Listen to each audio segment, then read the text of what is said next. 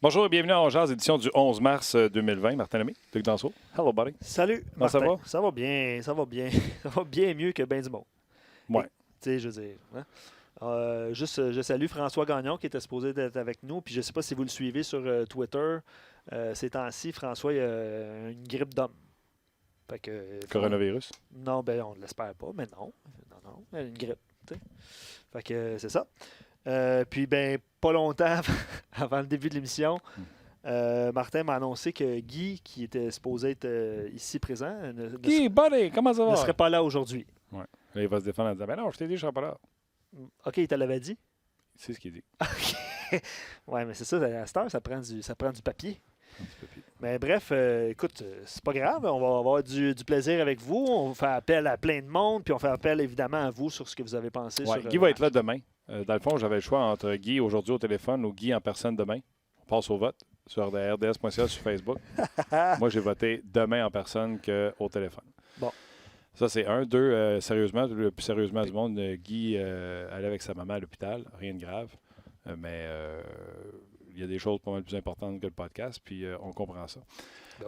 Fait que voilà pour Guy. Il y aura Denis Gauthier qui sera avec nous au courant de l'émission. Et David Perron est sur la côte ouest. Fait que, écoutez, j'attends tard pour le texter. Il joue ce soir. Il joue ce soir. Normalement, Game Day, il ne parle pas. Mais c'est pas grave. J'ai écrit pareil. On va voir pendant le show. Peut-être qu'il va se passer quelque chose. On ne sait jamais. Badaboum également a été contacté. C'est bon, ça. Donc, allez-y vos commentaires à la suite du match d'hier. Tout de suite, on peut vous dire que plein de choses se passent en entraînement ce matin pour le Canadien de Montréal. Ben oui. Premièrement, Weber, Price, Fallin et Barron étaient absents. Price, c'est entraînement extérieur, tandis que... Étirement extérieur. Comment tu dis? C'est dans le sens, vas-tu s'entraîner en fou? Non. OK. Tandis que les trois autres, c'est traitement. D'ailleurs, Fallin en désavantage numérique première période, des lancers bloqués, courageux, donc certainement, peut-être, en rapport avec ça. Jonathan Drouin formait un trio avec... Un matin? Ouais. Ah, je sais pas. Avec Dano et Armia. OK. Donc, peut-être que Barron retourne à la place de Hudon. Aux côtés de Domi et Gallagher, que ça n'a pas vraiment été. Non, tu pensais que c'était ça que c'était, mais c'était pas ça que c'était. Non. D'ailleurs, c'est un peu l'angle qu'on voulait vous proposer aujourd'hui, parce que là, c'est le temps des expériences, tout ça. Puis je ne sais pas si vous avez aimé les expériences qui ont été tentées hier, mais si vous avez des suggestions d'expériences ou des choses que vous voulez voir, ben on va lire évidemment vos commentaires. Absolument. Allez-y. Bon, pas de tout. RDS.ca également sur le Facebook Énergie. Salutations à Roxane à la mise en onde. Et je prends une chance. Rock, aux médias sociaux? Non, c'est Tim aujourd'hui. C'est parce que là, ça faisait 2 fois que Rock était là. Fait qu'à un moment donné, Oui, ils sont tannés. ils sont tannés. Thomas Tatar était également à l'entraînement ce matin, mais regardait ses coéquipiers s'entraîner du banc des joueurs. Et là, on avait Carey qui était out. Donc, on a un monsieur Saint-Laurent qui était dans le filet à la place de lui. Et ça n'a pas pris de temps que Charlie Lindgren a reçu un lancer haut dans le chest, mettons, puis il a quitté assez rapidement l'entraînement pour le vaisseau, n'est pas revenu. Donc, on a des pads dans le net et M. Saint-Laurent. Exactement. Suivez Chantal sur Twitter. Vous avez toutes ces informations-là et la photo des dites pads. Oui. C'est ça. Oui, c'est ici. Ouais, c'est ça. Allez voir ça. Ça va prendre du temps à computer. Allez voir ça. OK. Hier, c'était pas chic, on va se le dire. Début de match, on dirait que... Mais avant de commencer avec le match, je vais vous donner du inside. Meeting de production hier pour l'émission D'un autre angle. Je ne sais pas si vous avez regardé. Guy Boucher était là, Max Talbot, Bruno Gervais, j'y étais également. Et on avait le débat en production à savoir est-ce qu'on diffuse ou non les cérémonies de commémoratives pour Henri Richard. D'un autre angle, on essaie de faire ça différemment en se disant Marc et Pierre le font d'une façon, nous, on va aller ailleurs. Et à chaque fois, c'était ça la décision qui a été prise. Et hier, j'ai soulevé le point de dire écoute, c'est Maurice, Jean Béliveau, Guy Lafleur, Henri, on parle des. Non. Pas manquer de respect à personne, là, mais c'est pas Alec Petrov qui est mort. Non. Pas manquer de respect à Alec. Fait que j'ai dit, d'après moi, on devrait le diffuser. Avez-vous aimé les cérémonies? Parce qu'on s'entend, là, les gens, on a fait le podcast sur Henri Richard, les gens étaient là, on s'est dit, le podcast, c'est pas comme la radio, là. On a à peu près 900 000 qui nous écoutent. Le podcast, on le sait à l'unité des gens qui nous écoutent. Puis on le sait à l'unité s'il y avait 10, 8, 4, 3, 2 ou 100 000 personnes, pas 100 000, pas deux non plus. Pas deux non plus, avaient quitté le podcast pendant qu'on parlait d'Henri Richard. Les gens étaient restés. Mario Tremblay avait été excellent. Bertrand Raymond également avait été excellent. Fait que les plus jeunes, Henri Richard, c'est loin, là, tu sais. Ouais. Fait qu'on a pris, finalement, on a passé au vote. On a fait ça démocratiquement. Passé au vote, voir ce que les gens pensaient autour de la table. Puis on a décidé de diffuser la cérémonie d'Henri Richard, même à d'un autre angle. Je pense que c'est la bonne décision. Tu as aimé ça? Oui, c'est sobre à l'image de tout ce qui se fait avec le Canadien. Oui, puis la chanson, là, ça pouvait faire ricaner un peu du Fernand Gignac. Ça pouvait faire ricaner un peu les plus jeunes. Moi, j'ai esquissé un sourire. Oui, mais tu sais pourquoi c'est à jouer? Valérie Sardin, sur notre show, elle l'a dit. OK. Sur le site du Canadien, il y avait la playlist. C'est comme si Henri Richard avait un iPod. C'est marqué dans le iPod d'Henri Richard. C'est cool. Il a déjà donné ses chansons préférées. Puis il y avait Frank Sinatra, My Way, tout ça. Et cette chanson de Fernand Gignac. Wow, non, c'est cool. Donc, excellent, belle délicatesse de la part du Canadien de Montréal. Absolument. Puis les cérémonies, que je pense que c'était très bien. D'ailleurs, on vous a présenté quelques photos là, présentement. Pour ceux qui nous écoutent, écoutent présentement de la cérémonie. C'était sobre, c'était parfait, honnêtement. Ouais. À l'image de l'histoire du Canadien. J'ai aimé la photo sur la bande là, avec le profil. Oui. Belle photo. Dominique, il dit c'est dommage pour les partisans ou détenteurs de billets de saison. À l'image de ce qui se passe avec les Canadiens, là, je suis vraiment chaud du coq à l'âne, mais je lis les commentaires en même temps là, qu'on discute, puis c'est un peu ça. C'est un peu ça qui se passe présentement dans l'opinion des gens. C'est un peu ça, quoi? Et comme je viens de dire, Dominique, il dit « Dommage pour les partisans et aux détenteurs de billets de saison par rapport au match puis à la fin de la saison. » Oh! OK. Je pensais que tu parlais de la cérémonie. Non, la cérémonie, c'était... On a fait point à la cérémonie pour l'enchaîner. Oui, c'est ça, exactement. Oui, non, écoute, puis... Parce que si vous étiez là, à la cérémonie, d'ailleurs, je ne sais pas comment vous avez trouvé ça, c'était un peu dégarni aussi. C'était un peu dommage. Même pendant le match. Oui, pendant le match, oui, mais oui, c'est sûr. Oui. À 4-0, c'est ça. Ça s'est vidé. Ouais. C'est la réalité. OK. Le Canadien qui, je ne sais pas, la première et la deuxième ont commencé de la même façon. Ça veut dire qu'ils se sont fait plier un peu dans le visage dès le début du match, des crampes au cerveau. À quelque part, je suis d'accord à 100%. De nos côtés, selon moi, il ne faut pas se fier à la fiche des Prédateurs de Nashville. C'est une bien meilleure équipe que leur fiche le démontre. Marc Denis était sur le show hier et il disait pour moi, Roman Josi, c'est le Norris. Oui, d'ailleurs, ça fait jaser par la suite là, sur les médias sociaux. Là. Il a été bon? Absolument. Ryan Ellis. Même Tenordi était bon hier, à un certain moment. Et comme les Fabros se sont fait splitter par Hudon. Oui. Sur un jeu de junior qui a fonctionné, qui était spectaculaire à soi. Oui. Parfait, c'était parfait. Mais c'est un bel état d'esprit. Absolument. D'ailleurs, je sais que Charles Hudon, c'est un sujet qui polarise aussi. Pas autant que Carey Price, mettons, mais c'est un sujet pas délicat, mais les gens ont des opinions différentes par rapport à ça. Puis tu l'as qualifié de jeu de junior, mais c'était quand même une belle vivacité d'esprit pendant la séquence. Ça a fonctionné. Ben oui, tant que ça marche, tu passes pour un... C'est Ecom, c'est des défenseurs de la Ligue nationale, puis c'est avec rapidité aussi. Mais ce que je disais, là, c'est Duchesne, Johansson, Bonino, Torres. Je comprends là, que les gens disent « Ouais, ils ont fini. » Non, attends une seconde. Dans la situation qu'ils sont présentement, ils ont l'air finis. Granlund, c'est un joueur que j'adorais du temps du Minnesota. Ouais. Victor Arvidsson. Yann Croc, c'est un gars de 3-4. Philippe Forsberg, hier, je pense que c'est 3 points. Début de passe. Ouais. C'est une maudite bonne équipe. Puis hier, j'ai préparé en ondes. Belle équipe. Ouais. J'ai préparé en ondes avec Guy. Là. Oh non, pas les paris. Oui, absolument. Okay. Saros, avant le match, était 9-13. Là, Guy fait « Ah, 9-13, c'est bon, mais on a pas... » Ouais, je l'ai entendu, ce pari-là. J'ai dit « Guy, je te gage un souper. Avant la fin de l'année, il est en haut de 9-15, à côté de 9-20. » Puis il s'est fait scorer 2 goals tout de suite après. Oui, je l'ai dit ainsi. Mais c'est-tu quoi, malgré ces 2 buts, je vais vérifier. Là, ouais. Je suis pas convaincu qu'il est encore en haut de 9. C'est parce qu'il n'avait pas accordé un but au cours des 2 derniers matchs, là, évidemment. Ouais. C'est quoi, en tout cas une centaine de minutes sans accorder de but. Ouais. J'aime ta prédiction. Je ne sais pas si ça va se réaliser. OK, tu prends de mon bord. Là. Ben, j'aime ta prédiction pour la fin de la saison. Ouais. Regardons ça de même. Demain, on aura un invité spécial. L'autre gars qui a pris le pari. Guy Boucher. Ouais. C'est bon. On pourrait y en parler.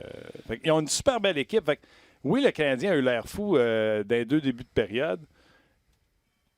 Mais, tu sais, les gars ont beau nous dire que c'est des professionnels et qu'ils veulent sortir, là, mais ils ont ce qu'ils ont, tu comprends-tu? Tu comprends-tu? Je veux pas... 9-14, c'est monté d'un. OK. Ben oui, non, j'aime ta prédiction. Puis ces Prédateurs de Nashville, c'est une meilleure équipe que leur classement le dise. Selon moi, ils sont pas... tu sais, ça qu'on parlait sur le show, cette équipe-là pourrait jouer beaucoup plus rapidement avec les joueurs qu'ils ont. Rapide en patin, mais rapide en transition. Tu sais, tu as des défenseurs pour faire la relance. Fait que, écoute, c'est pas serré. C'est archi serré.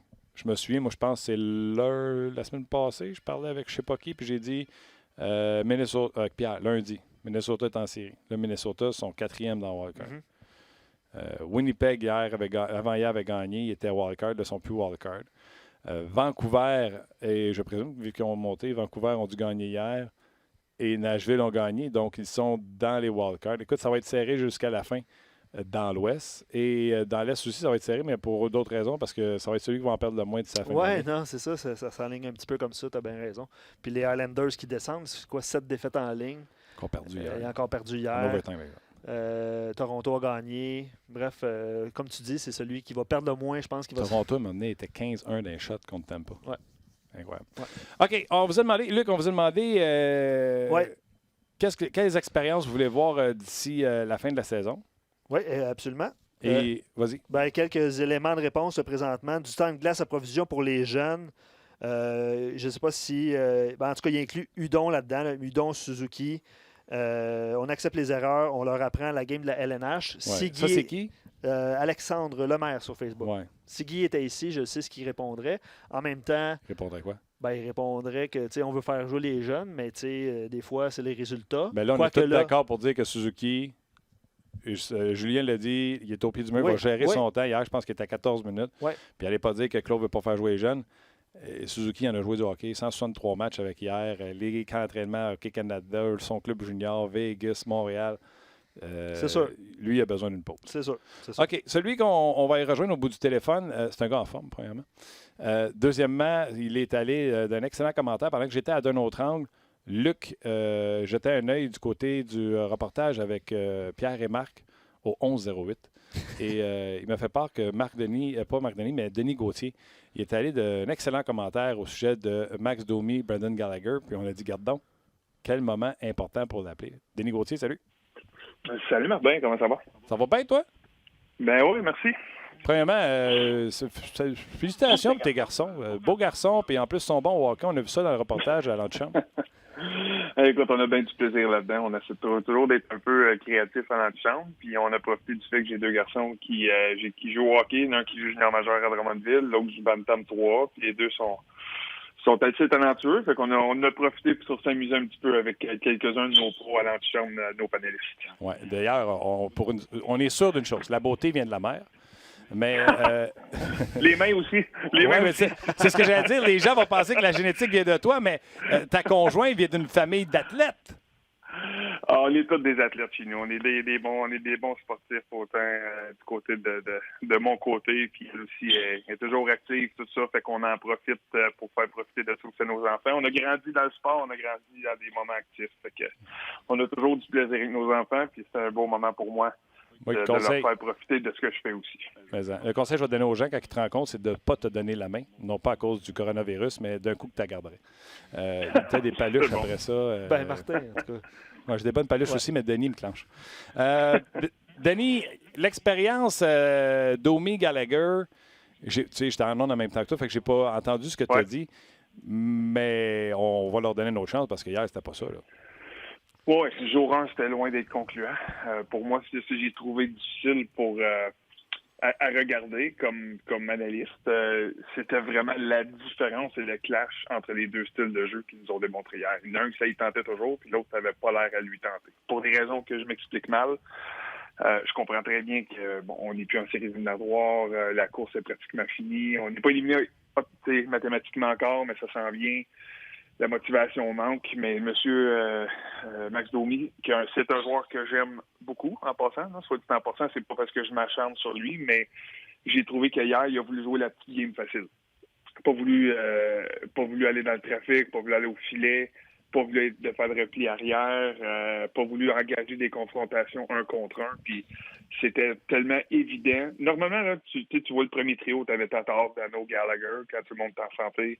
Tu vois jouer, tu vois une autre présence après, c'est différent d'une séquence à l'autre. Maintenant, quand tu mets Gallagher et Domi ensemble, sur le même trio, c'est facile à les comparer. Et pour moi, là, c'était difficile de voir Gallagher travailler pour deux sur ce trio-là. Il était devant le filet, Domi était à l'écart, les fesses à la bande en attendant que quelqu'un lui refile la rondelle. Les replis défensifs, Gallagher était le joueur le plus profond dans son territoire, puis Domi rentrait dans le territoire, puis allait pas dans le fond. C'est lui le joueur de centre, c'est lui le premier qui est revenu en repli défensif. Aurait dû être le joueur qui vient aider les défenseurs profondément dans son territoire. Restait en haut pendant que Gallagher, lui, était la langue à terre, revenait en repli défensif, puis dépassait tous ses attaquants pour revenir être celui qui allait jouer en bas. Puis j'ai trouvé, dans le langage corporel de Gallagher, quelques fois, j'avais presque l'impression qu'il se disait, ben voyons donc, comment ça je suis obligé de faire ça? Je n'ai pas l'habitude de faire ça. D'habitude, j'ai un joueur de centre en Dano qui, lui, fait ce travail-là. J'ai trouvé ça difficile à voir, puis je trouve ça triste, parce que Domi, c'est un gars qui a un talent fou, c'est un gars qui est dynamique. J'ai adoré voir Domi l'an passé, mais c'est pas le même que je vois cette année.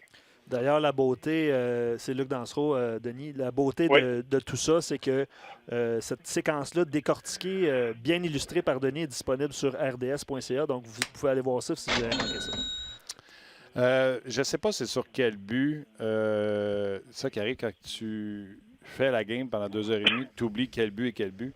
On a montré un Max Domi qui étire sa présence, fait un revirement en entrée de zone parce qu'il essaie une passe au lieu de faire un placement de rondelle et d'aller changer. Il revient, genre 4 coups de patin, se laisse glisser. Puis après ça, il se sort complètement du jeu alors qu'il aurait dû rester devant le filet pour prendre son homme. Puis c'est son homme qui a scoré. En tout cas, je n'ai pas une chance, j'ai une chance sur deux d'avoir. Il me semble c'est peut-être un des 2 buts de Forsberg. Mais il y a le but en avantage numérique de Forsberg. Je vais le retrouver. Tu sais, ces jeux-là, là, le coach, ça le rend fou, ça. Oui, aucun doute. Il regarde la vidéo ce matin, il était en maudit hier. Il l'a regardé hier après la game ou après les périodes. Il l'a revu après la game.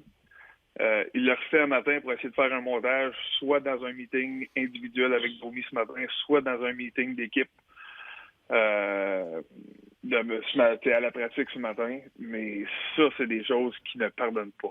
Là, tu peux pas arriver dans un match et faire des erreurs de la sorte. Surtout un joueur comme Domi, on a des blessés présentement, on a la misère à gérer l'attaque. C'est supposé être l'un de nos leaders offensifs. Il l'a été l'année passée, on sait qu'il est capable, on sait qu'il l'a. Répondre dans un moment difficile de même. On essaie de bâtir une culture, on bâtit autour des joueurs qui ont de l'attitude. J'explique mal comment ce manque d'intérêt de vouloir s'engager de Max Domi hier a pu s'emparer de lui. Pour moi, c'est un manque d'engagement, c'est un manque de motivation. Puis dans un match de Ligue nationale, ça ne pardonne pas. Ils vont te faire payer le prix à chaque fois quand tu as une attitude de cette façon. Premier but des Prédateurs de Nashville. À 19-13, Domi, long de la bande, devrait placer la rondelle, faut qu'il débarque, essaye une passe à son... Je pense il y avait eu déjà changement. Je pense que c'était Barron qui avait embarqué sa glace. Je ne suis pas certain de ce que je dis. Puis là, Barron glisse en territoire pour essayer de la ramasser. Ça s'en va de l'autre bord. Et là, Domi, regarde, là, je la fais jouer pour vous ne pourrez pas avoir. Là. Regarde Domi qui s'en va complètement sur le coin, laisse son bonhomme tout seul, qui est Ryan Johansson, qui prend un lancer de l'enclave.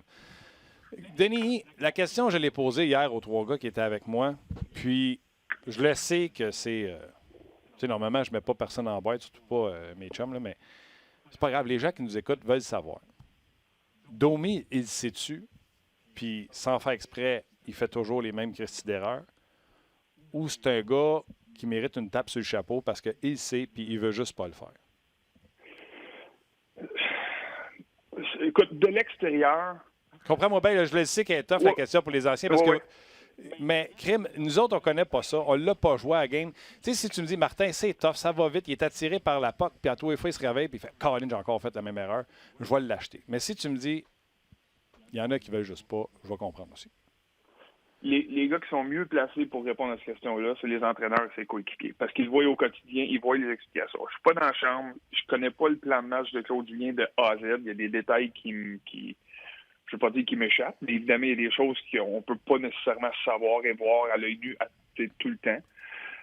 Moi, personnellement, là, tu me parles d'une question d'hockey sense. Okay? Là, j'ai l'impression que c'est là que tu t'en viens avec moi, là, que tu me poses la question. C'est un gars qui est intelligent sur une façon. Es-tu capable de faire les lectures? Ça va-tu trop vite? Ou il est juste du talent? Puis il a tous les outils, mais il n'y a pas de corps. C'est un peu, je pense, c'est un peu là que tu essaies de m'amener. Moi, je suis un peu indécis. Moi, l'année passée, Je te dirais qu'il a fait beaucoup de bonnes choses pour l'équipe. Son talent a pris le dessus, son énergie a pris le dessus, sa fougue a pris le dessus. Il restait que c'est un joueur qui joue un peu d'instinct. Que je suis pas sûr que lui, là, un plan de match robotisé, tu es obligé de jouer un système de jeu, toi t'es là, toi t'es là, toi t'es là. Je suis pas sûr que lui apprécie ce genre-là de jeu-là. Je suis pas sûr qu'il est capable de jouer ce jeu-là. Cela dit, je pense pas que c'est un gars qui est pas intelligent du tout. Je pense qu'il est capable de flairer des choses. Il a quand même un sens d'anticipation. Il y a quelque chose dans lui qui fait qu'il est bon, mais je pense pas qu'il est capable de jouer juste de ses instincts quand sa motivation n'est pas à son maximum. Je sais pas si ça répond pas à ta question, parce que moi, c'est un gars qui doit jouer dans le tapis. C'est un gars qui doit être engagé dans des bagarres un contre un, qui doit... Puis je parle pas de jouer la game à Gallagher puis de toujours rentrer dans le filet. C'est pas la game nécessairement pareille que Gallagher joue. Mais reste que lui, Domi, il était fatigué en maudit quand il jouait entre les points de mise en jeu l'année passée. Il était fatigué en maudit quand, après un sifflet, il accrochait quelqu'un par le collet, puis il dérangeait le monde, puis il donnait le goût à tous les adversaires, il donnait une bonne petite tape en arrière de la tête. C'est ce genre d'engagement-là que Domi, d'après moi, est capable d'amener et doit faire pour être utile ou à son plein potentiel pour aider son équipe de hockey. Moi, je vois rien de ça présentement. Il y a eu une bonne séquence quand... Excuse-moi, il y a eu une bonne séquence quand il était avec Byron là, pendant 6-7 matchs. Il y a eu des points. Mais c'est quand même pas le Domi de l'année passée que j'ai vu cette année. On a eu juste des flashs. Il y a Jeannot qui demande sur nos pages. C'est ça, tu l'as que tu as? Non, mais j'en avais Jeannot d'autres. qui te demande sur des pages, puis ça sera pas plus facile à répondre que celle que je t'ai posée. Là. C'est un joueur égoïste. C'est une toffe aujourd'hui, les gars. Mais honnêtement, j'ai de la misère à te dire non. Je comprends. Je peux... Tu sais, là, j'ai de la misère. Tu sais, moi, ce qui me démontre cette année, là, c'est pas un joueur d'équipe. C'est pas ça. Est-ce qu'il est capable de le faire? Oui. Est-ce que je pense qu'il faut abandonner sur lui? Non. Mais, tu sais, là, c'est pas moi qui ai la décision à prendre. Je le ressigne-tu à long terme, ce gars-là? Puis ça, c'est une décision là, qui va être importante. Comment importante dans la suite du reset du Canadien. Tu sais, Marc Bergevin, Claude Gien, les entraîneurs, les coéquipiers savent des choses que moi et toi, on ne sait pas. Puis ça, c'est normal. C'est le même que ça se passe dans une chambre de hockey. Il y a des informations qui ne sortent pas puis qui ne veulent pas sortir. Mais tu sais, pour les mêmes raisons que c'était la folie là, quand on a échangé Piqué Souban, là. Le monde ne comprend pas, t'as bourré de talent, tout ça. Puis là, au fil des années, une fois qu'il est parti, tu comprends des choses. Quand on échange Alex Galchenyuk, on l'envoie ailleurs, on dit, boy, on a le troisième choix au total, bourré de talent, on n'a jamais eu, on n'en a pas. Pourquoi qu'on l'échange? Quelques années plus tard, tu comprends des choses. Est-ce que Domi est un cas comme ça? Je peux pas te dire que c'est pas ça.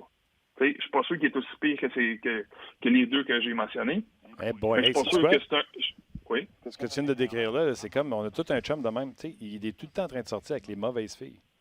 On est tout le temps en train de pogner les mauvais gars, nous autres. Là. Souban, Galchenyuk, même affaire. Là, mais oublie pas, là, t'as eu Domi pour Galchenyuk.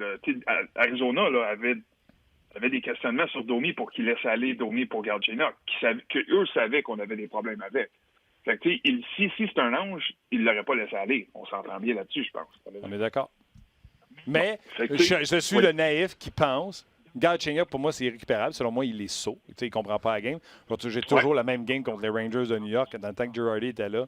Puis il était couvert par Galchenyuk. Puis Girardi est juste parti dans le fond du territoire, juste faire le tour du territoire, puis il est revenu. Galchenyuk mêlé, rendu au cercle des mises en jeu de l'autre bord, j'ai jamais vu ça. Fait que lui, il ne comprendra jamais. Il n'a pas le hockey sense, il est sot. Mais je suis convaincu que Domi, c'est une personne intelligente. Puis j'ai envie d'être patient. Pas parce que j'aime ce qui se passe présentement, parce que je serais du genre à lui donner une tape sur le chapeau si c'était mon coéquipier, mais j'ai espoir qu'un an ou deux de plus de maturité pourrait... Je pense plus que c'est une question de maturité présentement qu'il ne comprend pas. Je suis un peu d'accord avec toi. Moi, je n'ai pas abandonné sur lui, mais à quel prix? Là, c'est là mon questionnement. C'est, il vient d'avoir un bridge contract, là, un contrat de transition. Est-ce que tu es assez confiant de dire dans un an ou deux, il va virer le coin, que je suis prêt à lui donner un contrat de 6 ans ou 7 ans? Ça, moi, c'est mon questionnement, parce que si tu lui donnes ce contrat à long terme-là, puis il va demander un certain montant de dollars qui va prendre la place à la masse, on s'entend, il ne demandera pas 3 millions, là, ça va être sa demande va être à 6 ou à 7, d'après moi. Là. T'es engagé pendant 6 ans ou 7 ans, puis qu'au bout de 2 ans, tu réalises, boy, il est tout à toi. C'est ça, là, t'es prêt avec. Là, moi, c'est là mon questionnement. Mais si les chiffres font du sens, si le terme fait du sens, je veux lui donner une chance. Je veux croire que ce gars-là peut amener de quoi de très important à cette équipe-là. Je pense que il vient d'une famille de hockey. C'est pas un toto de taille. Là, on voudrait dire bien ce qu'on voudra. Là. C'est un dur de dur dans le temps. Puis j'ai pas apprécié ou j'ai pas aimé jouer contre lui très, très souvent, mais c'est un gars de hockey quand même. Fait que je pense qu'il y a de quoi à faire. Je pense que juste présentement, là, il est un peu égocentré. Un peu centré sur lui-même, sur ses points, sur son contrat, sur sa personne. Je pense que la journée qui va maturer, qui va comprendre comment qu'on gagne dans la Ligue nationale, là, tu ne gagnes pas en étant selfish, tu gagnes en étant un joueur d'équipe. Je pense qu'on peut faire de quoi de très intéressant, mais la décision, malheureusement, on n'a pas encore un an pour la prendre. Il faut la prendre cet été. C'est là qui me fait peur. J'aurais aimé mieux la prendre l'été passé, la décision, après une bonne saison, puis être confiant dans ma décision de donner un contrat à long terme. Là, il me met en doute.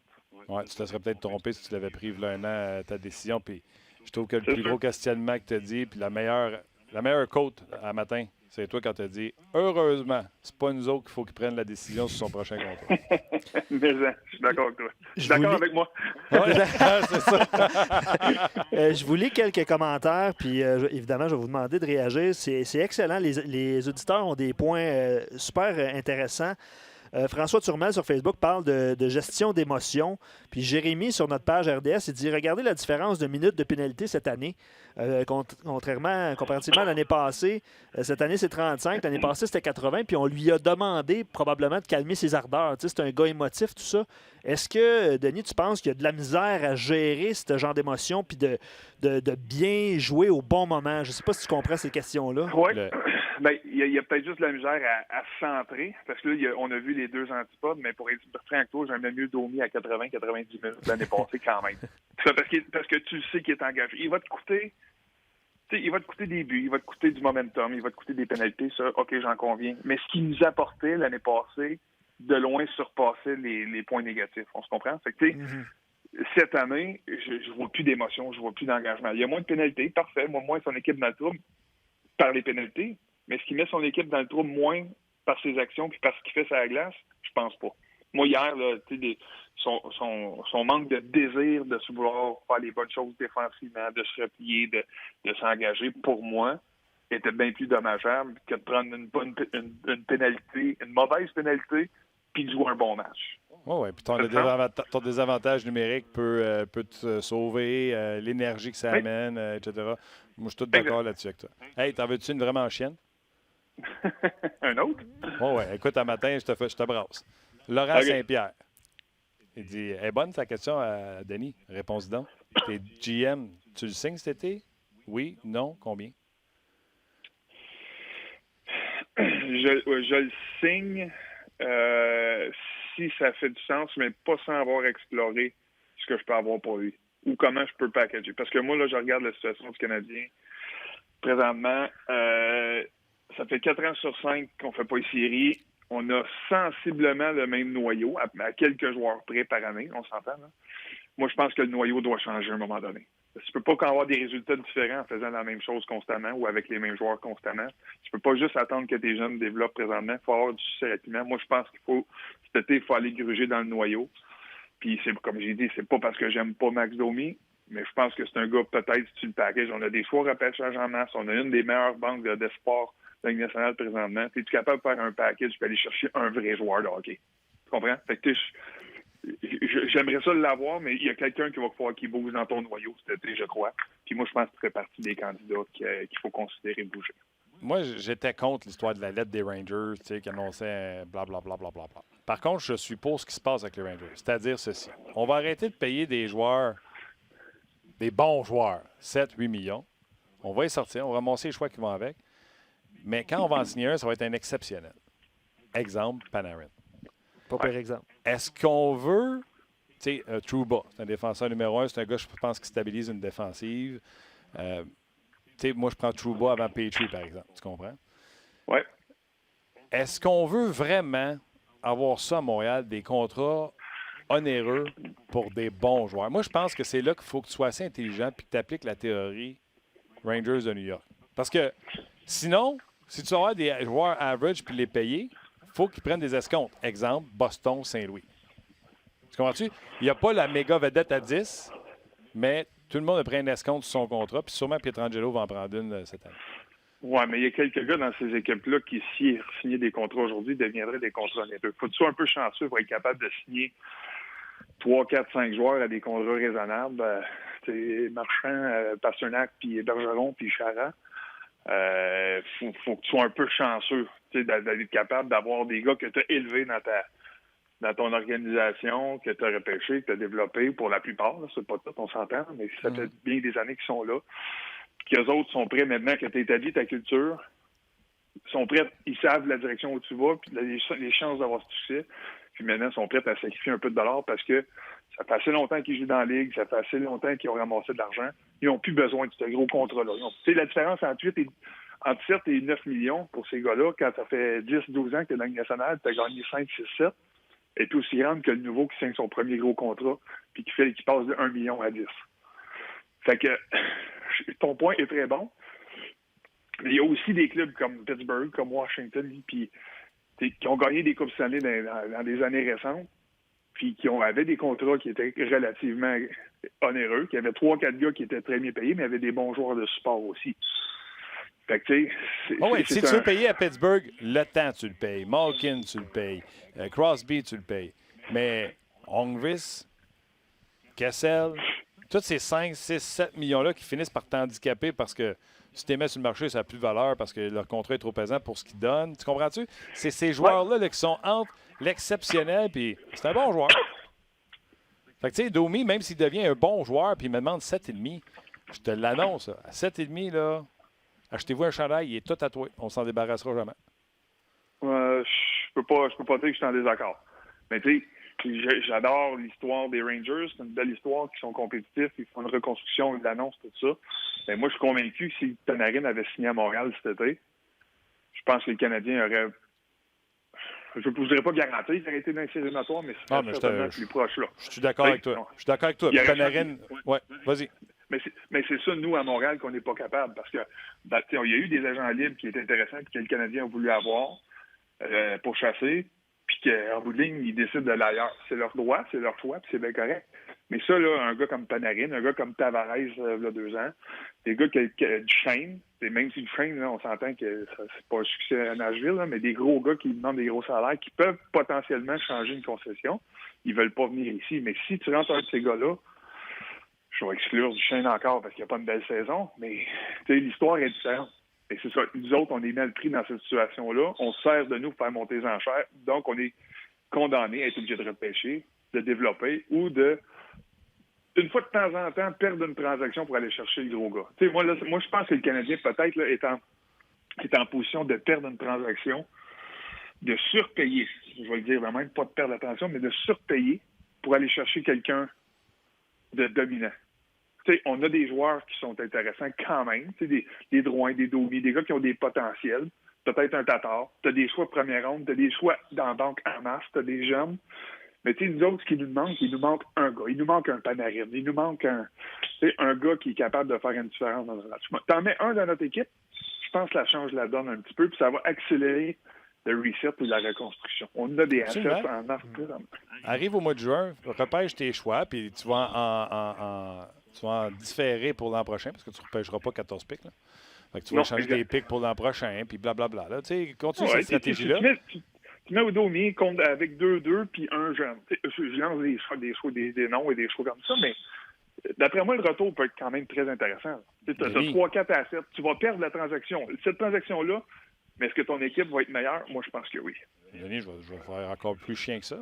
Faites un repêchage cette année. Là, on a eu 21 les 2 dernières années, 14 cette année. Là, ça, c'est le mois de juin. Juillet arrive. On repart après un joueur autonome avec compensation, mais là, offre 3 premiers choix pour les prochaines années. Tu viens de repêcher 104 choix repêchage là, dans les 3 dernières années. Ouais. Perds la transaction, 3 premiers choix, là, on jase, là. 3 premiers choix pour Dubois. Là. Je sais que Columbus va égaler, là, mais 3 premiers choix pour Dubois. Je le ferais. Ça vaut pas. Dubois, là, c'est un excellent joueur. Ça vaut pas 3 premiers choix. Mais suis 100% d'accord avec toi. Puis c'est là, pour moi, l'historique de Marc Bergevin, de gagner la plupart de ses transactions, le sauverait. On se dit, il aurait le droit de dire, regarde, mon historique est bon, là. Je pense que j'ai quand même bien fait. J'ai mal fait ailleurs, mais j'ai bien fait des transactions. Vous le savez que pour moi, c'est peut-être pas dans les plans normaux que je fais, dans le cadre d'une transaction normale, mais celle-là, là, va nous mettre en avant comme organisation. On avait des assets, on avait des atouts qu'on peut donner, on en avait assez. Celle-là, je la perds volontairement, mais je vais chercher le gars qui nous manque, qui fait une différence. Overpaid. Il Il est a dans juste... cette position-là. Overpaid, puis il y a juste 3 ans dans la ligue, le gars. Voilà. Ouais, puis il va être là pour 10, 12, 15 ans. Là. OK. Ben, si tu pognes la job, tu m'engages-tu comme adjoint? Ben, écoute, au rythme qu'on converse là présentement, on a l'air d'être sur la même page. Je dirais pas non. All right. Puis, tu sais, ouais, moi, je pense que c'est une bonne chose. Denis, mon chum, bien gentil. Yep. Tu viens pas assez souvent sur le show. À chaque fois qu'on l'a fait, je me souviens, une chute, on l'avait faite pour... on était à Brassard là, pour la compétition dans le champ. Ouais. À bien jouer Ouais. au hockey. Ouais, Tu viens pas assez souvent, mon chum. Mais appelle-moi plus souvent, je vais te répondre, c'est sûr. T'es fin, buddy, on s'en jase. OK, bye. À la prochaine. Bye. Ben, les gens ont apprécié évidemment la présence de Denis. Merci pour vos nombreux commentaires. Je vais By inviter... the way, parenthèse. Oui, Avant que tu flushes sur Facebook. oui. Parenthèse. Vas-y donc. Ça fait 10 jours de suite. Une fois par jour. Je simule le repêchage. OK. Parce que les gens font « On perd pour la Lafrenière! Oui, il y en a plusieurs encore d'ailleurs aujourd'hui. » Ça fait 3 jours qu'on perd. 3 parties qu'on perd. Fait que toi, ça marche pas. 3 fois. Je simule une fois. Vous comprenez, là? Dites-moi pas, moi, ça marche. Je le fais 44 fois, puis le Canadien finit par sortir. La Ligue nationale de hockey va le faire une fois. Chaque jour d'un 10 derniers jours, j'ai pesé sur le piton. Une fois. Une fois. Ouais. 2 fois seulement. Oui. Le Canadien Top 3. a monté plus haut que son rang. OK. Ah oui? Aucune fois top 3. Non. Aucune fois Ben là, premier. t'es pourri. Et sais-tu quoi? Les 8 autres fois, le Canadien descendait. Parce que dites-vous une affaire, s'il y en a un qui me gagne la loterie, automatiquement, le Canadien descend. Oui, Fait oui. que si ce n'est pas les équipes de tête qui gagnent la loterie, le Canadien descend. C'est sûr. C'est sûr. Puis je vais dire, comme j'ai dit... T'es pas bon, Martin. Faudrait que tu t'exerces plus souvent. Je vais dire, comme j'ai déjà dit à quelqu'un, je pense que c'était à Val-d'Or aujourd'hui. Si ta femme gère ton budget avec la loterie, ou elle dit « Chérie, on devait avoir un bon super, j'ai mis 100$ sur le noir. » Non, c'est ça. C'est pas une garantie. Change de femme. On va dire ça. OK. Écoute... Tu peux pas gérer ton équipe je- de hockey avec... Non, le- bien, évidemment, c'est pas ça qui se passe, hein, même si on reçoit des commentaires à ce sujet-là. Michael il dit perdre un trade, c'est tellement relatif. Eginla, Newendijk est le meilleur exemple. On en a eu, on a eu Bob Gainey il n'y a pas longtemps. Newendijk, en là, ondes, là. Dallas a gagné la coupe. C'est ça. Les autres sont contents de leur deal. Ben, exact. Mais John là, a une carrière de 20 ans. D'ailleurs, Bob Gainey, si vous avez manqué ça, c'est disponible son entrevue sur rds.ca. Il en a parlé la semaine passée. Donc, les gens de Facebook, venez nous rejoindre sur rds.ca. La poursuite de l'émission, on va lire évidemment vos commentaires. On va aller rejoindre Stéphane Leroux. Il y a eu une bonne nouvelle du côté du Rocket de Laval aujourd'hui. On va vous présenter ça. Donc, Stéphane Leroux s'en vient dans quelques instants. Merci aux gens de Facebook. Surtout que la game est à RDS. La game est à RDS ce soir. Pas RDS 2, 3, 4. Non, la game est à RDS ce soir. Donc, Roxane, tu peux appeler Steph, on va dire ça comme ça. Je poursuis avec Domi. Domi semble un joueur émotif qui a besoin d'être engagé émotionnellement pour vraiment bien jouer. Il semble un gars qui a besoin d'arriver au travail avec des émotions positives parce que s'il arrive de façon avec de la négativité ou un manque de concentration, il prend énormément de mauvaises décisions. Je trouve ça excellent, ce commentaire-là. Absolument. L'an passé, il est arrivé avec de bonnes émotions parce qu'il voulait prouver aux Coyotes qu'ils avaient fait une erreur de l'échanger.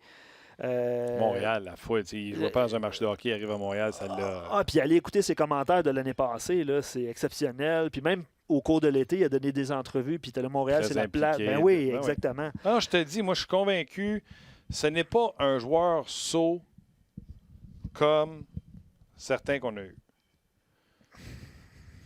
Ben, c'est ça. Selon moi, il a besoin d'expérience, de maturité. Maturité. Je pense que c'est le C'est un mot. kid aussi que, tu sais, Oh, oui. son joueur, son père était millionnaire du hockey. Ah non, assurément. Assurément. On jase. Oui, ben c'est ça. On va poursuivre évidemment avec vos commentaires, mais il y a un match ce soir sur nos ondes. Ouais. Hey, ça va être la première fois que je présente un invité de cette façon-là. OK. Aussi négativement possible. J'ai tout fait pour pas qu'on l'aille en ondes. Je ne voulais pas qu'on l'aille en ondes. T'es bien niaiseux. Je me suis opposé à ça parce qu'on est en train de préparer, vous le savez, je vous en ai parlé une couple de fois, on veut faire une émission spéciale sur le repêchage. On va regarder en détail le repêchage du Canada à travers les années versus ce que les autres équipes ont fait. Puis ça prend un travail de moine de regarder chaque équipe, puis qui a passé, puis qui surtout qui était supposé de sortir. Parce que, tu sais, faire le Monday Morning Quarterback, c'est facile, mais c'était qui était prévu pour sortir? Le Canadien, s'est-tu vraiment trompé ou... bref, on va en faire une émission et le gars qui va être sur le show avec nous autres, il sait pas. C'est Stéphane Leroux qu'on veut avoir. On attendait qu'il revienne. Il est en vacances, je pense. Hein, La semaine passée, il est en Ouais, vacances. fait que c'est pour ça qu'il fait son podcast lundi. Fait que là, aujourd'hui, quand Luc a dit on va appeler Stéphane, je dis non, je veux pas brûler des liners pour le show de repêchage. On l'a appelé pareil. Stéphane, salut! Salut Martin, ben écoute, je suis content de savoir que tu es en train de remplir mon agenda. Oui, c'est ça qui. Parce que. Moi, Steph, je m'en vais. Bye. Salut. Puis tu sais, quand je vais me mettre à jaser avec Steph, on n'aura pas de fin. Steph, j'étais un peu tanné à m'emmener à l'émission que les gens parlent contre Trevor Timmons, puis moi, je le connais pas, je m'en fous de lui un peu, là, je veux pas le défendre. Mais ce que je disais au monde, c'est qu'il faut être honnête. Quand le repêchage, exemple, je vais prendre Galchenyuk, il y avait deux choix possibles. C'était Galchenyuk ou Forsberg. Forsberg, son attitude fait qu'il a descendu, pas au 4e, il a descendu, je pense, c'est 10-11 par Washington, qui ont finalement chippé sans perdre d'une minute à Martin Erat, une des pires transactions dans l'histoire. C'est sûrement pas parce que Forsberg, c'était un ange. On le savait qu'on l'avait repêché malgré des attitudes. Fait, moi, Galchenyuk pour Forsberg, je boude pas. Je pense pas que le Canadien a fait un mauvais pic. Ça a fini que ça n'a pas bien été, mais je ne planterai pas le directeur gérant pour ça. Tu sais le gars que Trevor aimait beaucoup cette année-là. Puis moi, j'avais fait un article sur rdf.ca le jour du repêchage de 2012. Et écoute, à ce moment-là, en 2012, ça a peut-être été battu depuis. Là, c'était le texte qui avait eu le plus de hits, comme on dit en anglais, là, sur la RDF. Et le titre, elle est comme suit. Je ne sais pas si tu vas t'en rappeler. Le titre de l'article, c'était « Et si TT repêchait TT ». Parce que Trevor Timmons, TT, aimait beaucoup Teuvo Teravainen.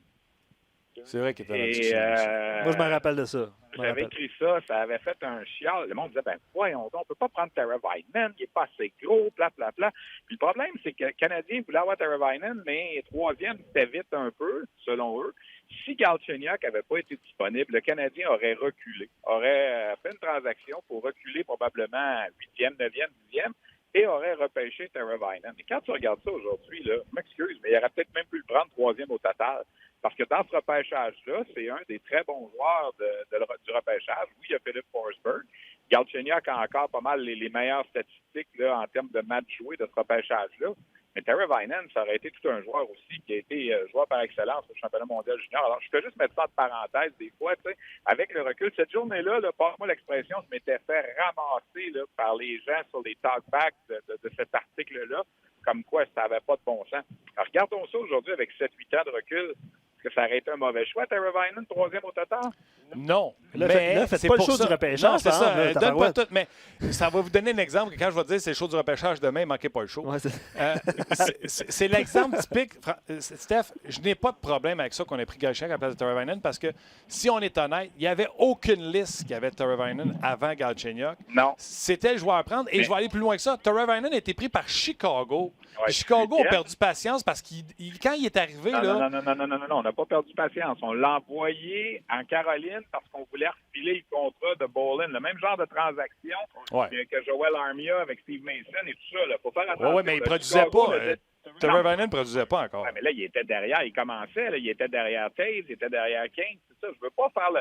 Ce que j'essaie de dire à travers tout ça, c'est qu'on peut blâmer Trevor Timmons de tous les maux. Là. Puis je veux dire, c'est sûr que sa moyenne n'a pas toujours été bonne. On va être d'accord. Là. Mais il en demeure pas moins qu'il avait vu quelque chose dans ce bonhomme-là. Là. Moi, je le sais. Il l'aimait, il l'adorait. Là, là, puis, regarde, c'est obligé de dire qu'il ne s'était pas trompé dans la qualité de ce joueur-là là, qui moi, c'est un de mes préférés, honnêtement. Le Teravainen, je le regarde aller depuis ce temps-là parce que j'ai toujours resté un peu accroché sur lui à cause, justement, de cet article-là que j'avais fait et que je m'étais fait tellement ramasser. Je m'étais dit, il va toujours bien le suivre comme il faut. Mais tu regardes ce gars-là, là, puis moi, je pense qu'il n'y aurait pas de misère à jouer dans le top 6 du Canadien, non? Non, je suis d'accord. Mais, comme je te dis, celle-là, je ne la mettrais pas dans la colonne négative. Parce que c'est facile de jouer au Monday Morning et de dire, ben regarde, mais non, dans ce temps-là, à l'époque... Mais la question, c'est pas... Là, j'arrête après ça parce que je veux pas qu'on fasse la chose de C'est-tu le call de Trevor de base? Si Trevor aimait Teravainen ou c'est le call de Bergevin de prendre Non, mais il aimait beaucoup Galchenyuk aussi. Là, ce que je te dis, c'est que si Galchenyuk et Murray sortent 1 et 2, c'est sûr que Trevor Timmons ne prend pas Nail Yakupa. il ne l'aimait pas, et il ne voulait rien savoir de lui. Et si Yakupov avait été 3e, le Canadien, d'après moi, là, aurait tout fait pour essayer de reculer à 8, 9, 10 pour possiblement repêcher Teravainen. Puis là, ça aurait été un petit peu plus sa place. Quand tu regardes ça, le repêchage de 2012, aujourd'hui, Teravainen, c'est quoi? Là? C'est peut-être le 5e, le 6e meilleur joueur de ce repêchage-là, plus ou moins. Là. En termes de points, c'est 3e, là, derrière Forsberg et Galchenyuk. Pas mal moins de matchs de jouer que Galchenyuk. Mais encore là, c'est moins de points par match est basse en motadine parce qu'il n'y a pas eu des grandes saisons en partant. C'est sûr. Ouais. OK. Il y a quelqu'un qui nous corrige qui dit c'est pas Bolin, c'est Beckle. Je pense qu'il a raison. C'est peut-être Beckle. Tu as raison, mais c'était une transaction pour aller chercher du contrat. Là. Ouais, je comprends. On ne voulait pas donner Teravainen parce qu'on était tanné de lui. Là. Je veux dire, c'était vraiment juste pour... c'était le prix à payer pour que l'autre équipe ramasse le contrat. Mais tu comprends que s'il y avait eu 2 premières saisons comme Tyler Seguin, il ne serait pas parti avec Beckle. Exact. Okay. C'est Beckle confirmé. OK. Oh boy. Mais là, je t'appelais aujourd'hui parce que, premièrement, il y a le match des Rockets sur nos ondes ce soir. Tu vas être là à la description avec flanqué de Bruno Gervais à ta droite. Tu es assez content. Ouais. Moi, je passé une soirée avec. Je m'excuse, il est à ma gauche, mais c'est correct. On va à gauche. Des nouvelles du côté du Rocket. Noah Jolson va jouer.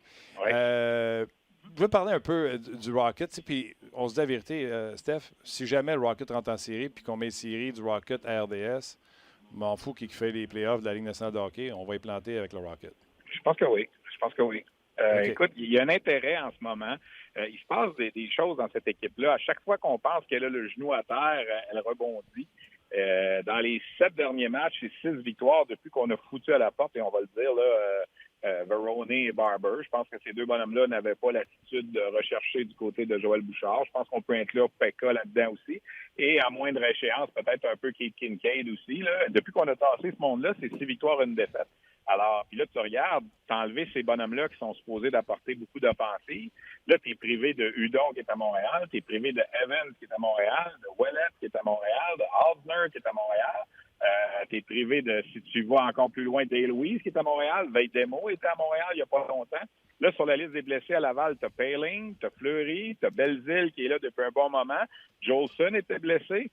Je veux dire, ça commence à faire du monde là, qui sont plus là. Tu parles des 2 premiers trios et des 3-4 premiers défenseurs là, qui sont pas là.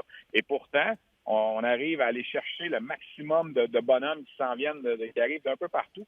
Ce soir, là, si Andrew Sturz est en uniforme, là, je ne sais pas encore s'il va jouer ou pas. Là, je sais qu'il est à Laval présentement. Ce serait le 46e joueur différent utilisé par le Rocket. On en a utilisé 45 en ce moment. Et Sturz et Ilonen sont sur le bord de jouer. Ça va faire 46 et 47 avec ces 2 équipes ennemies, ceux-là, qui ont joué pour Laval cette année.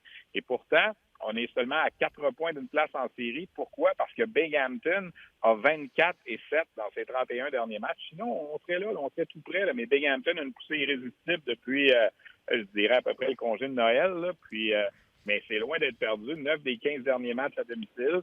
4 points de retard. C'est sûr que si Binghamton peut échapper le match contre Rochester ce soir, on s'approcherait à 2 points avec une victoire. Ce ne sera pas facile contre Belleville. Mais là, après, en fin de semaine, qui s'en vient à Laval pour 2 matchs? Binghamton, justement. Alors, c'est drôlement intéressant. Oui, OK. J'ai une vacherie pour toi. Osner, on laisse ça à Montréal comme 7e parce que de toute façon, il ne jouerait pas à Laval? Non, il jouerait à Laval. OK. Osner a parti la saison tout croche avec le Rocket cette année. Je pense qu'après 7-8 matchs, il était -6, -7. Depuis ce temps-là, il joue du bon hockey. Puis Carl Osner, là, c'est un maudit bon gars. Bon, c'est un petit peu niaiseux ce que je vais te dire, là, mais des fois, on croise plus souvent de près les joueurs à Laval qu'à Montréal parce que, bon, c'est la Ligue américaine. C'est pas tout à fait aussi guindé que peut-être dans la Ligue nationale. Et c'est arrivé 2-3 fois cette année que je suis rentré à la Place Belle en même temps que lui. Il prend l'ascenseur avec, jase un petit peu. C'est un bonhomme qui a le grand sourire. Il y a même des mauvaises langues qui disent à la blague, il est mieux être à Laval, il n'y a pas d'escroc à payer. Alors, c'est encore plus payant pour lui de jouer à Laval que de jouer avec les Canadiens. Il n'y a pas besoin de faire son 18 de dépôt dans la cagnotte des joueurs. Alors, quand il est à Laval, il gagne plus cher que quand il est à Montréal. Ça, c'est une blague. C'est pour payer son billet de métro, Steph. Oui, c'est ça. Mais écoute, c'est un Moses de bon gars. Puis je pense qu'il y a eu une belle influence sur des bonhommes comme Josh Brook, comme Cale Fleury aussi depuis qu'il est revenu. Puis regarde, écoute, on est prêt avec son contrat, mais contre mauvaise fortune, bon cœur, il nuit pas à personne. Je pense qu'il quelque part, c'est bien beau de faire jouer les jeunes dans la Ligue américaine, mais des fois, ça prend une certaine présence de vétérans aussi. Puis Osner, c'en est un très bon. Puis, contrairement aux autres dont je t'ai nommé plus tard, je pense que lui, il a entré dans le plan à Joël. Puis, Joël n'a aucun problème avec Carl Osner le temps qu'il était là. Puis, éventuellement, je pense qu'il va revenir à Laval parce qu'il est admissible à jouer dans les séries si le Rocket se classe. Puis, mais pour l'instant, il manque d'effectifs. C'est ça qui a fait mal à Laval en plus. Tu sais, Marc Bergevin a échangé 4 joueurs contre des choix repêchage qui n'ont pas été remplacés. Tu envoies Scandella, tu envoies Thompson, tu envoies... il y en a 2 autres qui sont partis, le Cousins, puis Kovalchuk. Alors, tu as 4 joueurs qui sont partis pour des choix repêchage. Là, qu'est-ce que tu veux? On est obligé de rappeler Evans, on est obligé de rappeler Hudon, on est obligé de rappeler Osner. Même chose pour Pekka. Même chose pour Pekka. Pas été remplacé à Laval. Là. Alors là, on est allé chercher des gars dans... Écoute, Nathaniel Halbert, un défenseur qui a joué avec McGill cette année, il est là. Ryan Colton, qui a passé l'année dans la East Coast, il est là présentement. On a fait l'acquisition de Lucchini, de Blandisi dans l'échange de Verone Barber.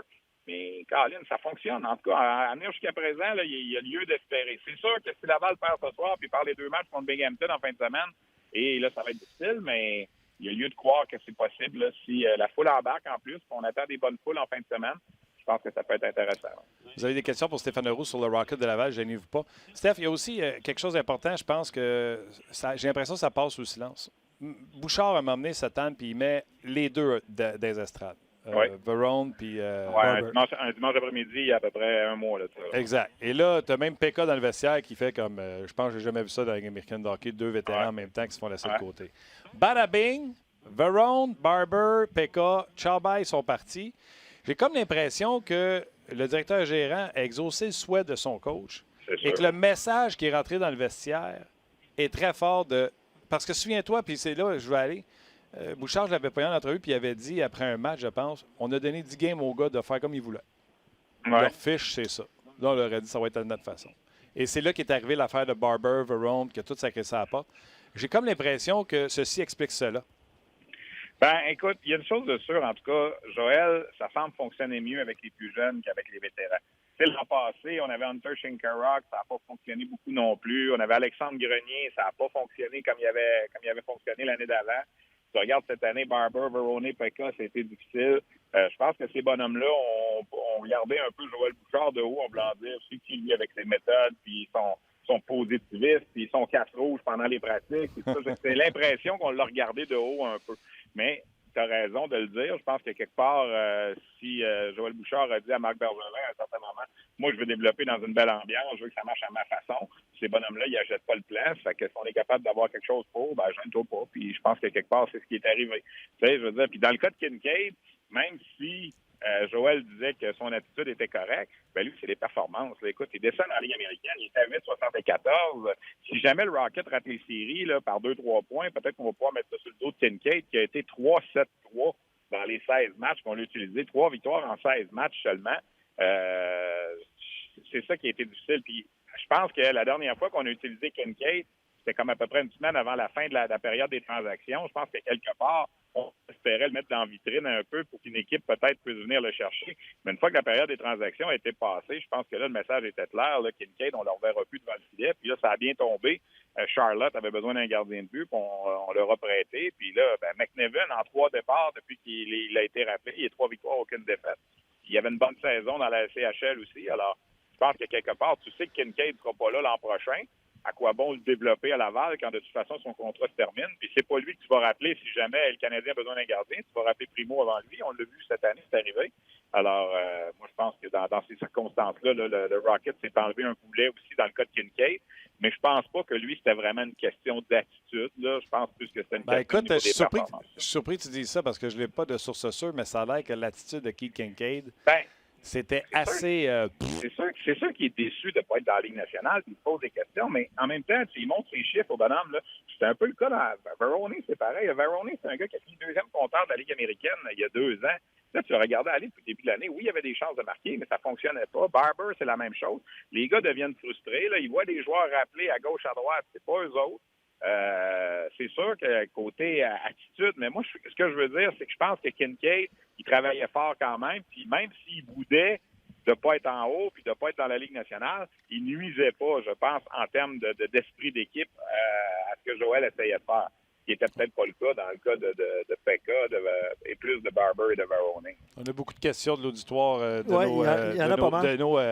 nos fidèles. Il y en a pas mal de questions. C'est sûr que les gens ont hâte de voir Ilonen. On a vu ça. Je pense, il n'est pas là ce soir. Il va peut-être être là en fin de semaine, c'est ça? Oui, il est arrivé de la Finlande avec une blessure. Là, pour l'instant, il s'est entraîné un petit peu avec l'équipe, mais il n'a pas encore le feu vert pour jouer. Alors, c'est dommage. Je pensais qu'on le verrait ce soir. C'est un excellent patineur. Moi, je me souviens de lui au championnat du monde junior il y a 2 ans.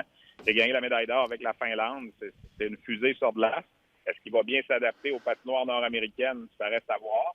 Lui, au moins, en Finlande, il joue sur ce qu'on appelle des glaces hybrides. La différence est un peu moins grande. Au lieu du 200 par 100, les glaces olympiques, en Finlande, il joue sur du 200 par 92,5. Fait que quand tu arrives à du 200 par 85 en Amérique, c'est un peu moins pire. Tu sais, c'est pas 15 pieds, dans le fond, que tu perds, c'est 7 pieds et demi. Mais son père était un joueur dans le temps avec les Coyotes de l'Arizona. Joël Bouchard a dit avec son père. Alors, il connaît quand même un peu le nouveau Finlandais là, de la filiale d'équipe. Mais malheureusement, on ne le verra pas ce soir. Mais va-tu être meilleur que Veidemo, Steph? Ben, j'espère. Okay. Moi, je ne suis pas un amateur de Luca Veidemo, personnellement. C'est ça. Tu sais, je veux dire, c'est un gars...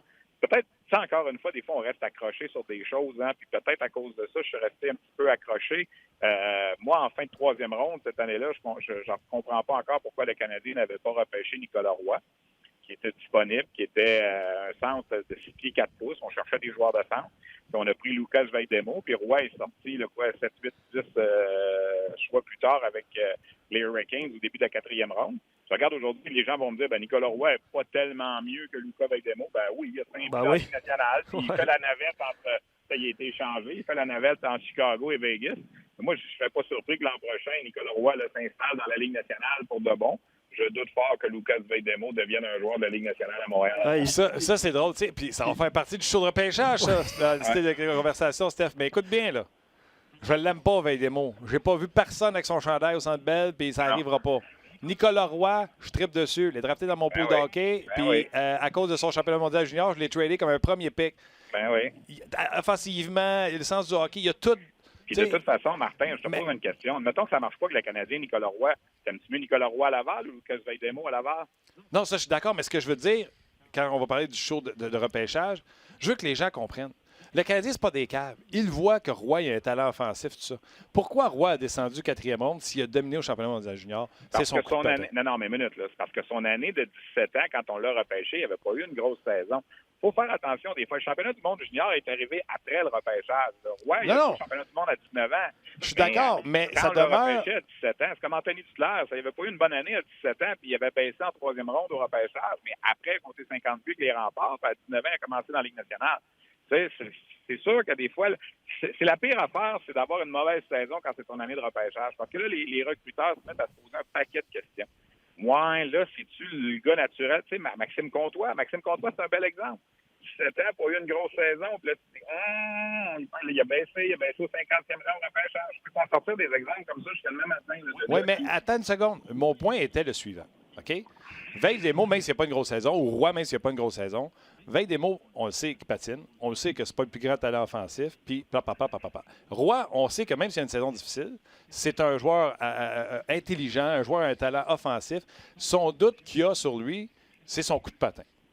Fait que le Canadien, eux, ils savent que Roy est meilleur offensivement que Veidemo. Mais ils se disent, pas sûr que Roy va se rendre en raison de son coup de patin. Veidemo sera peut-être pas une star, mais il patine assez pour être un gars. Tu comprends-tu? C'est rendu là une question d'opinion. Fait que moi, ce choix-là, je ne vais pas arriver et dire non, Trevor Timmins a mal fait. Tu comprends-tu? Parce que je suis capable, je le comprends. Moi, rendu en fin de 3e ronde, je l'ai de travers un peu. Okay. Personnellement, là, écoute, Nicolas Roy, c'est le Frenchie qui dit.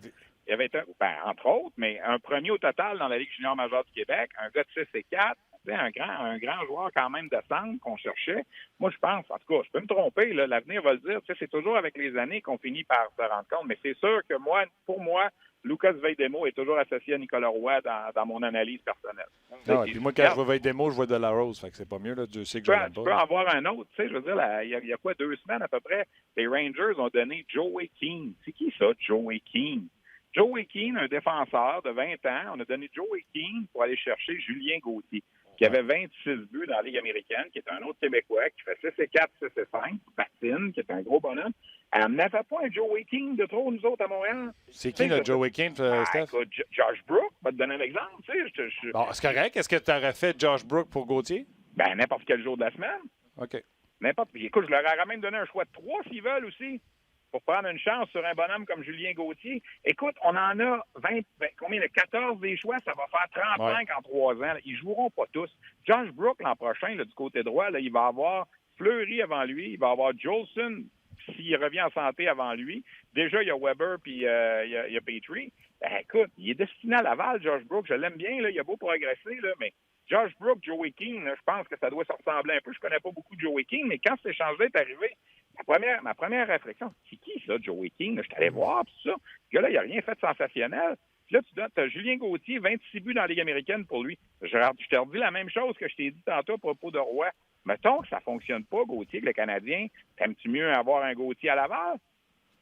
Il me semble que oui. En tout cas, moi, je vais répondre. Oui, je suis d'accord. Je ne parle plus parce que je ne veux pas qu'on fasse le show du repêchage. Arrêtez. Je veux dire, c'est des exemples. Là. Ouais.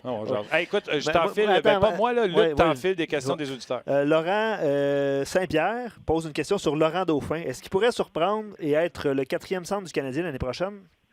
Je pense que ça va être difficile pour lui. C'est pas exclu. Là. Je veux dire, c'est un gars de profondeur. C'est un gars, je pense, qui a de l'expérience. Il a une trentaine de matchs de jouer dans la Ligue nationale.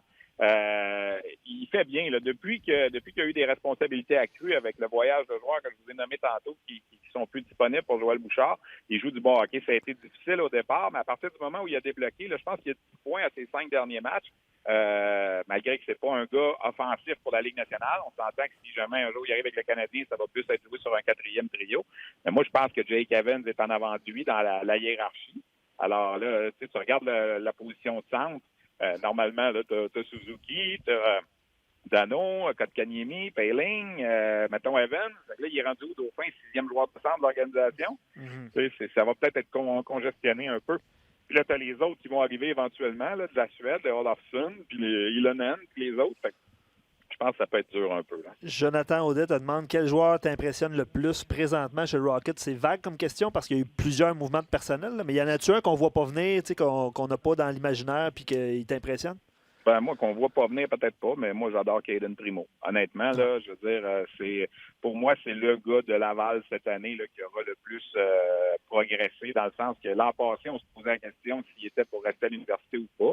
Puis, je regardais ses chiffres. Là, il joue contre Belleville ce soir, c'est sa bête noire, là, parce que contre Belleville, cette année, il y a seulement une victoire en 6 matchs. Mais si tu enlèves les 6 matchs contre Belleville qui ont été plus difficiles, il a réussi à les battre la dernière fois, là. C'est un gars qui a une moyenne de 2,25 dans la Ligue américaine, puis un pourcentage de 917, 918. Là, si tu enlèves les 6 matchs contre Belleville. Alors, tu sais, comme recrue dans la Ligue américaine, comme gardien de but de 20 ans, tu sais, l'an prochain, on parle beaucoup là, de la fameuse, du fameux poste de numéro 2, puis on se posait la question, est-ce que Lindgren peut le faire? Est-ce que Primo peut le faire? Si Carter Hart est capable de jouer dans la Ligue américaine à 20-21 ans, pourquoi est-ce qu'un jour Primo ne serait pas capable lui aussi? Là?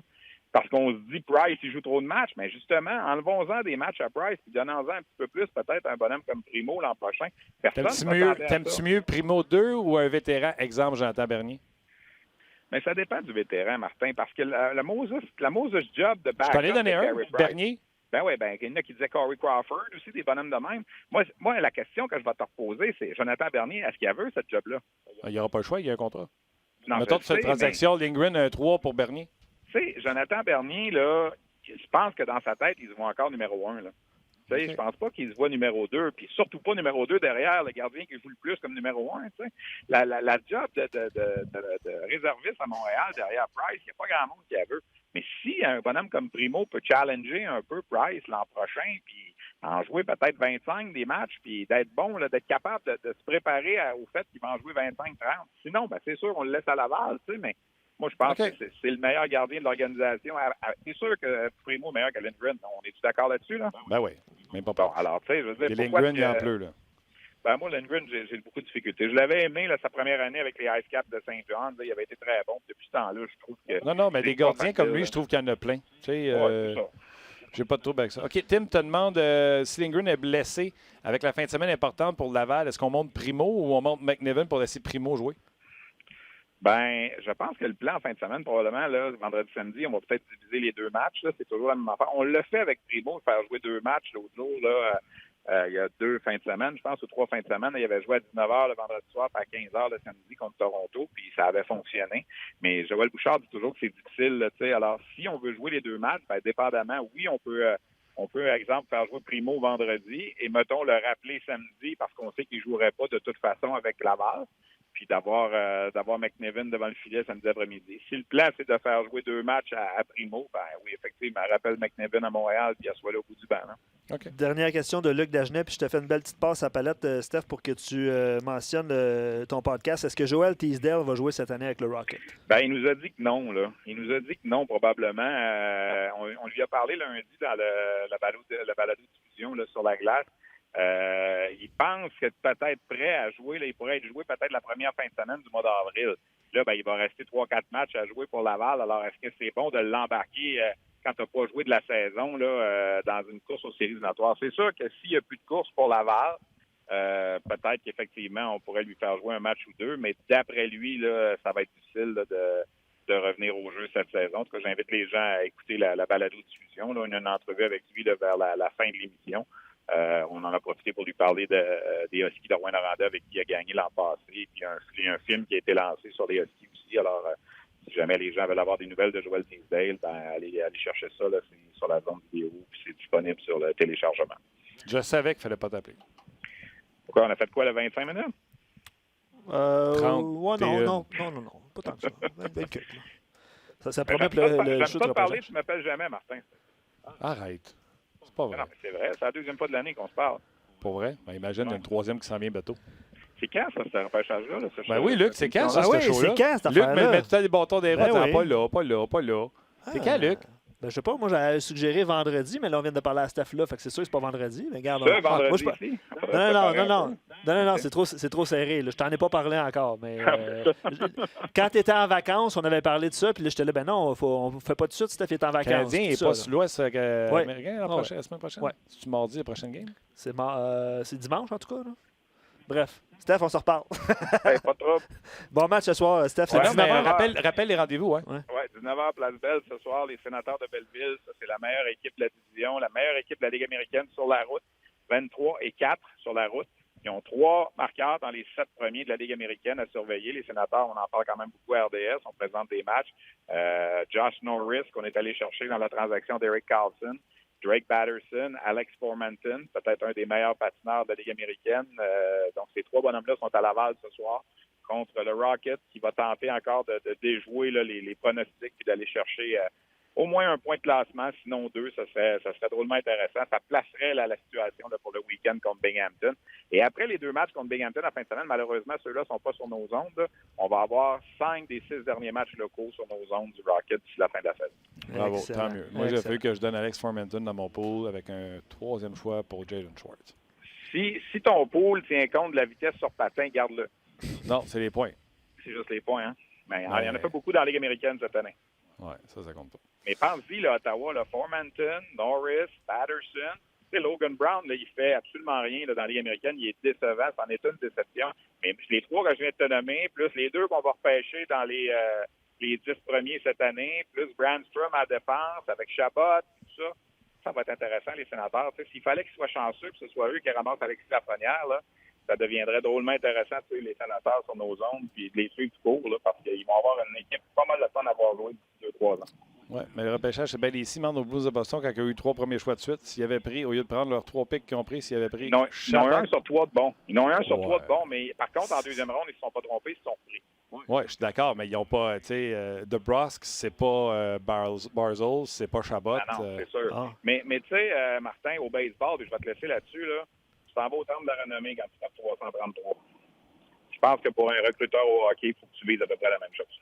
Ouh, 3 premiers choix de suite? 333? Ben, écoute, peut-être que quand tu en as 3 comme ça, il aurait fallu que tu en aies 2 de bons, là. Ouais. Mais quand tu regardes au total, là, de ta carrière de repêchage, là, quand tu réussis à frapper le jackpot une fois sur 3, là.